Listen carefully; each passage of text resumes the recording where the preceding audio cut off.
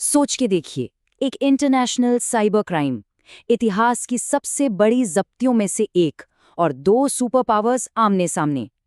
ये कहानी इस बात की है कि आखिर कैसे अमेरिकी सरकार के हाथ जैसे रातों रात अरबों डॉलर के बिटकॉइन लग गए। 15 अरब डॉलर, जी हाँ, 15 अरब डॉलर। इतनी बड़ी रकम अचानक से यूएस गवर्नमेंट की प्रॉपर्टी बन गई, और इस एक खबर ने ना पूरी क्रिप्टो दुनिया में जैसे एक तूफान सा ला दिया था। लेकिन एक मिनट, अमेरिका ने ये डिजिटल खजाना कमाया नहीं था, इसे सीज किया गया था, यानी जब्त किया गया था। और बस यहीं से ये कहानी एक सिंपल से क्राइम से कहीं ज्यादा दिलचस्प हो जाती है। तो सवाल ये उठता है कि अगर अमेरिका ने इसे जब्त किया तो इसका असली मालिक था कौन, और उस मालिक ने इसे किससे चुराया था? ये सवाल हमें एक ऐसी चोरी की तरफ ले जाता है जो सालों तक बिल्कुल दुनिया की नजरों से ओझल रही। तो इस पूरी कहानी की जड़ें वो है चीन में। वहां हुई एक बहुत बड़ी चोरी में, एक ऐसी चोरी जिसके बारे में कभी किसी को बताया ही नहीं गया। चलिए थोड़ा टाइम में पीछे चलते हैं और देखते हैं कि हुआ क्या था। अच्छा, इस चोरी को ठीक से समझने के लिए ना एक चीज समझनी पड़ेगी, बिटकॉइन पूल माइनिंग। देखिए, नए बिटकॉइन बनाना, जिसे माइन करना कहते हैं, ये कोई बच्चों का खेल नहीं है। इसके लिए जबरदस्त कंप्यूटिंग पावर लगती है। तो पूल माइनिंग में क्या होता है कि हजारों लोग अपने अपने कंप्यूटर्स की पावर एक साथ जोड़ देते हैं ताकि ये मुश्किल काम थोड़ा आसान हो जाए। इसको ऐसे समझिए, माने कोई एक अकेला इंसान सोने की खान खोद रहा है। चांस बहुत कम है कि उसे कुछ हाथ लगेगा, है ना? लेकिन अगर सैकड़ों लोग मिलकर उसी खान को खोदें तो सक्सेस का चांस कितना बढ़ जाता है। पूल माइनिंग बिल्कुल यही चीज है, और जो भी इनाम मिलता है ना, वो सब में बराबर बराबर बढ़ जाता है।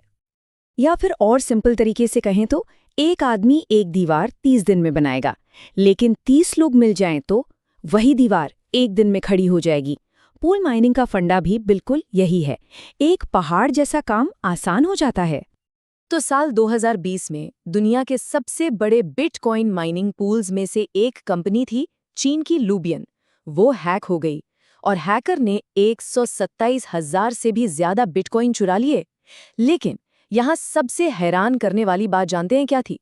लूबियन ने इस अरबों डॉलर की चोरी की खबर दुनिया से पूरी तरह छिपा ली। अब सवाल उठता है, क्यों? कोई इतनी बड़ी चोरी क्यों छिपाएगा? सिंपल सी बात है, अगर ये खबर बाहर आ जाती ना तो उनके सारे कस्टमर्स घबरा जाते, अपना सारा पैसा निकाल लेते, और कंपनी रातों रात बैंकरप्ट हो जाती। तो उनके लिए चुप रहना ही सबसे बेहतर ऑप्शन था। लेकिन उस हैकर का क्या?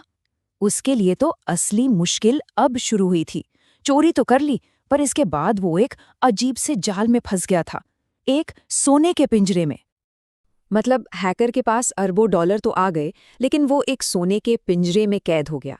क्योंकि देखिए, बिटकॉइन की हर एक ट्रांजैक्शन ब्लॉकचेन नाम के एक पब्लिक रिकॉर्ड में दर्ज होती है।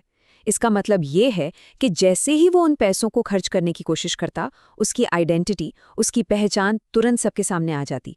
इसलिए उसके पास इंतजार करने के अलावा कोई चारा नहीं था। और फिर सालों बाद 2025 में इस पूरे दबे हुए राज से पर्दा उठा।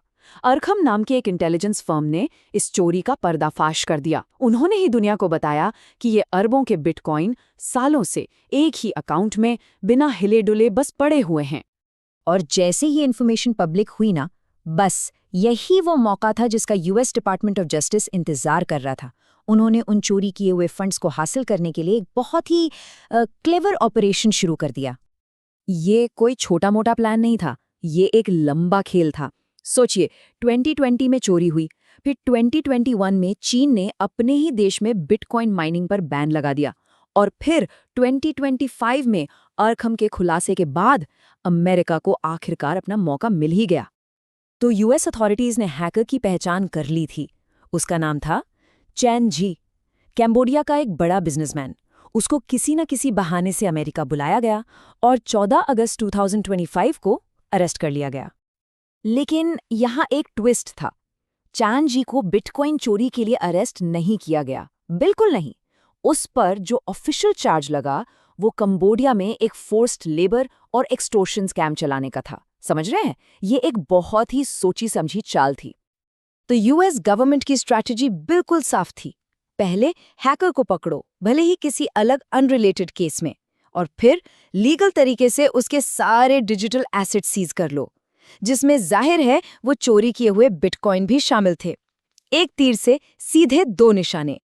चैन जी की गिरफ्तारी के बाद ये मामला एक सिंपल साइबर क्राइम से कहीं आगे निकल गया। अब ये एक इंटरनेशनल चेस मैच बन चुका था और इसने पूरे केस को एक नया जियोपॉलिटिकल मोड़ दे दिया। और जैसे ही चेन जी के अरेस्ट और बिटकॉइन सीजर की खबर दुनिया में फैली, चीन ने 1 सेकंड की भी देरी नहीं की। वो सीधे सामने आए। उनके स्टेट मीडिया ने ऐलान किया, वो हमारे बिटकॉइन हैं। तो अब सवाल ये है कि इस 15 अरब डॉलर पर आखिर हक किसका है? एक तरफ चीन है जो कहता है ये हमारी चोरी हुई प्रॉपर्टी है। दूसरी तरफ है यूएसए, जिसका कहना है हमने क्रिमिनल को पकड़ा है और बिटकॉइन उन्हीं के कब्जे में है। और असली विक्टिम्स, वो हजारों लाखों एनोनिमस माइनर्स, जिनका पता लगाना आज की तारीख में आसान नहीं, नामुमकिन है। इससे एक और बड़ी पिक्चर सामने आती है। 2021 में चीन ने अपने ही देश में बिटकॉइन माइनिंग पर बैन लगा दिया था। इस एक डिसीजन ने पूरा ग्लोबल इक्वेशन ही बदल दिया। चीन, जो कभी इस गेम का अनडिस्प्यूटेड लीडर था, वो रेस से पूरी तरह बाहर हो गया। और इसका सीधा फायदा किसको हुआ? अमेरिका को। वो दुनिया का सबसे बड़ा प्लेयर बनकर उभरा। चीन के एक गलत कदम ने अमेरिका के लिए सारे दरवाजे खोल दिए। और बस यहीं पर इस केस का सबसे बड़ा लीगल दांवपेच है। देखिए, ऑफिशियली अमेरिका कहता है कि वो ये पैसा असली मालिकों यानी विक्टिम्स को लौटाएगा। लेकिन यहाँ एक बहुत बड़ी प्रॉब्लम है। कोई जानता ही नहीं कि वो हजारों लाखों एनोनिमस माइनर्स आखिर थे कौन। और जब विक्टिम्स की पहचान ही नहीं हो सकती, तो लॉ के हिसाब से ये सारा पैसा कहाँ जाएगा? सीधा यूएस ट्रेजरी में।